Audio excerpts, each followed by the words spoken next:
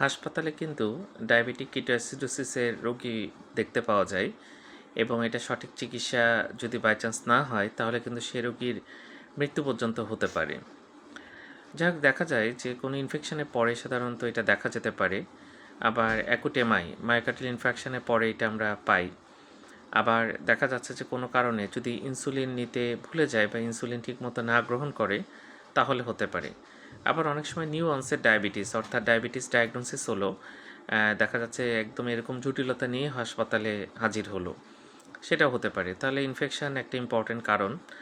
এবং যদি দেখা যায় যে প্রথম ডায়াগনোসিস হয় অনেক সময় ডায়াবেটিক কিটোঅ্যাসিডোসিস দিয়ে, অর্থাৎ জটিলতা নিয়ে হসপিটালে উপস্থিত হয় এবং টেস্ট করে দেখা যায় ডায়াবেটিক কিটোঅ্যাসিডোসিস হয়ে গেছে। তো যাক, এই সময় ডিহাইড্রেশন হয় খুব বেশি এবং ইলেকট্রোলাইট ইমব্যালেন্স হয়।